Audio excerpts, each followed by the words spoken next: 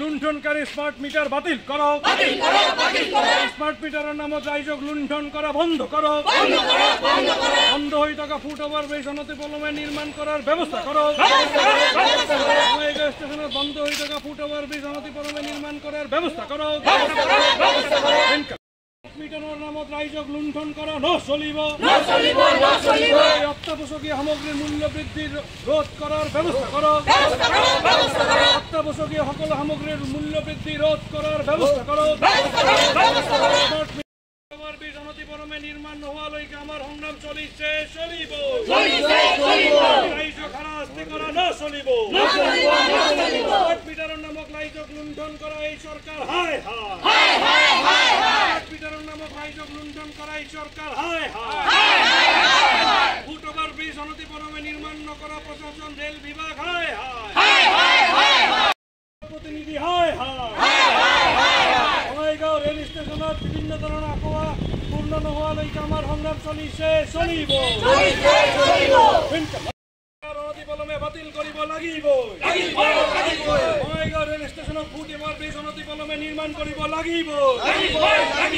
New Bongaigaon NGP পেছেঞ্জাৰক Bongaigaon ষ্টেচনৰ পৰা ticket দিব লাগিব। জনসাধাৰণৰ বিভিন্ন জ্বলন্ত সমস্যাৰ সমাধানৰ ক্ষেত্ৰত CPIMৰ সংগ্ৰাম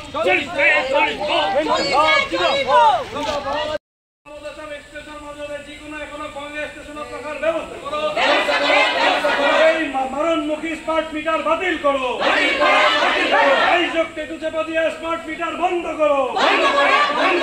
স্মাৰ্ট মিটাৰ মানি লোৱা নহব। মিটাৰ লৈ এতিয়া সমগ্ৰ ৰাজ্য উত্তাল হৈ আছে। স্মাৰ্ট মিটাৰৰ নামত ৰাইজক যেনেকুৱা টেটু চেপা দিছে এইখন BJP চৰকাৰে, ইয়াৰ কোনো তুলনা হোৱা নাই। মানুহে মানে আজিৰ দিনত এসাঁজ নাখাই হ'লেও স্মাৰ্ট মিটাৰৰ বিদ্যুৎ বিল পৰিশোধ কৰিব লাগিব। এই যে লুণ্ঠন, ৰাইজক টেটু চেপা দি মৰণমুখী যে স্মাৰ্ট মিটাৰ আনিছে, তেওঁলোকে কেন্দ্ৰীয় চৰকাৰৰ নিৰ্দেশনা মানা নাই। অসমৰ BJP চৰকাৰে আৰু মানে এধাপ আগুৱাই গৈ পেলাই যি ফেচিষ্ট ধৰণৰ কাম কাৰ্য আৰম্ভ কৰিছে, আমি তীব্ৰ বিৰোধী কৰিছোঁ। CPIMৰ বঙাইগাঁও আঞ্চলিক জিলা কমিটিৰ তৰফৰ পৰা অনতিবিলম্বে দাবী জনাইছোঁ, স্মাৰ্ট মিটাৰৰ নামত ৰাইজক লুণ্ঠন কৰা বন্ধ কৰিব লাগে, স্মাৰ্ট মিটাৰ অনতিবিলম্বে আঁতৰি পেলাব লাগে। সকলো দল সংগঠনে ওলাই আহিছে, আমিও কিন্তু বহি থকা নাই। স্মাৰ্ট মিটাৰ আমি মানি নলওঁ, একদম চিধা কথা কৈ দিছোঁ। বঙাইগাঁৱত আজি প্ৰতিবাদ হৈছে।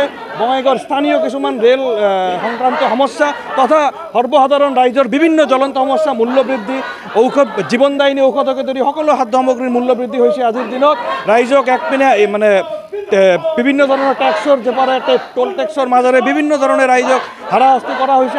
আৰু আনপিনেদি চৰকাৰে কিন্তু পুঁজিপতিসকলৰ স্বাৰ্থ এটাৰ পিছত এটা সুৰক্ষিত কৰি গৈ আছে।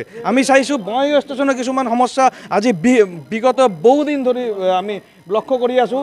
ইয়াতে ফুট ওভাৰ ব্ৰিজ ভাঙি দিয়া হৈছে, যাৰ ফলত ৰাইজক বিভিন্ন ধৰণৰ কিন্তু মানে দুৰৱস্থাৰ সন্মুখীন হ'বলগীয়া হৈছে। উত্তৰ পাৰ আৰু দক্ষিণ পাৰ সংযোগী যি ফুট ওভাৰ ব্ৰিজটো আছিলে, এই ফুট ওভাৰ ব্ৰিজ ভাঙি দিয়াৰ ফলত ইয়াতে প্ৰায় 7-8খন স্কুলীয়া ছাত্ৰ ছাত্ৰীৰ লগতে ব্যৱসায়ীসকলৰ বা নিত্য যাত্ৰীসকলৰ বিভিন্ন ধৰণৰ অসুবিধাৰ সন্মুখীন হৈছে। 1 বছৰ আগত কাম আৰম্ভ হৈছিল, কিন্তু কোনেও নজনাকৈ কামখন বন্ধ হৈ থাকিল। একমাত্ৰ ৰেল বিভাগৰ হেমাহি জনপ্ৰতিনিধিসকলৰ উদাসীনতা ইয়াৰ বাবে দায়ী। আজি আমি আন্দোলন কৰিছোঁ, অহা ফুট ওভাৰ ব্ৰিজটো নিৰ্মাণ নোহোৱালৈকে CPIMৰ এই আন্দোলন চলি থাকিব।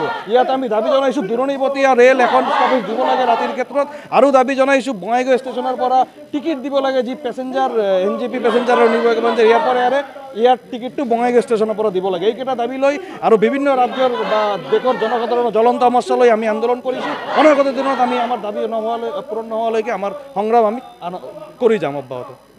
ঠিক আছে।